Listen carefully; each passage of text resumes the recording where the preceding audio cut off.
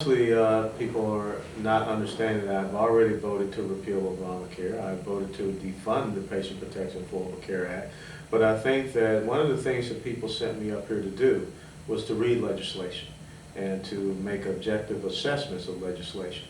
So when I read this provision that was brought up for voting last week, and the day before I had voted to get rid of the state healthcare insurances changes, which I think is representative of this exorbitant growth of government and something that we don't need to have more bureaucracies. But when I looked at the fact that we're talking about $100 million over the course of 9 to 10 years that is dealing with the construction of school-based healthcare centers, I didn't see that as an important thing that we should be tackling or trying to take away. I think that that can have some long-term benefits for our schools and for our community. So that's why I voted against it.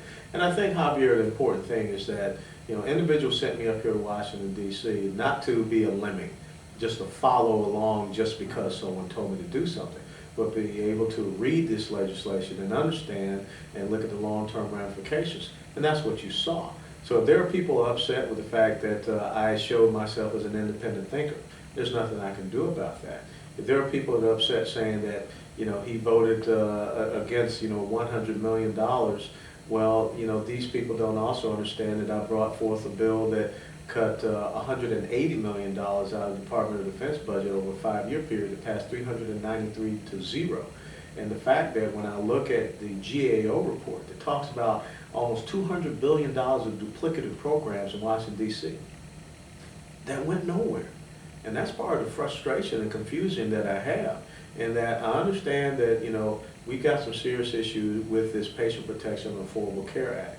But that was not a provision that I felt that we should spend a lot of energy on to try to eliminate or eradicate. But it's safe to say that you're still completely against, or you're for abolishing the whole Obamacare. Yeah, absolutely. I mean, the thing is, I've always said, when you look at pre-existing condition coverage, when you look at closing the donut hole, when you look at if you want to keep your child on your insurance premium, that's fine. That's an option that we should have, and it should be out there to take care of American people. But when you look at this 2,700-page monstrosity that people now have called Obamacare, the 11 new taxes, the 16,000 new IRS agents, the 159 new government agencies and bureaucracies, the fact that the federal government now is getting involved in college education loans, the cuts to Medicare, the advisory board that's going to oversee the spending of Medicare. Those are the things that I have big concerns with, and I think those are the things that we have to look at how do we tear that apart. That provision that I voted against, I didn't see that as being something that has us on the right course as far as defeating the Obamacare. Now, I think it was an ill-conceived plan between the Obama administration and, of course, Attorney General Holder to actually go out and seed illegal weapons into that area and then try to come back and say, see, the problem is with the gun lobby here in the United States of America.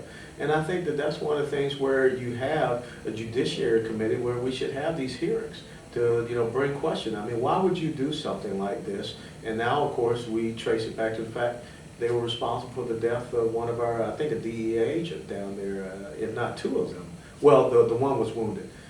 And so these are the type of things that you have to scratch your head about. Why would the administration pursue that course of action? And of course, now today we have the president who is flying down to El Paso, Texas to give a speech about immigration and comprehensive reform.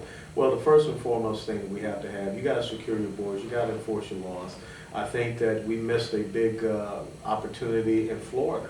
I think they're not going to vote for the mandatory E-Verify in our state. And that's of great concern to me because we need to have... It was scrapped. Yeah, we need to have that mandatory E-Verify all across this nation, and we need to have states that are supporting that, because if not, you continue to create the little gaps by which you can be exploited with illegal immigration hiring. It's a national security issue. It's an economic issue. It's a healthcare issue. It's an education issue. It's a local criminality issue. And I think it's reprehensible that the administration would play a part in doing something such as what they did, which, as you can see very well, is a backfire. But don't you see the hypocrisy between it's a huge hypocrisy. The president condemning, blaming gun owners here, there's gun shops, yeah, and then authorizing through the ATF this program? Yeah.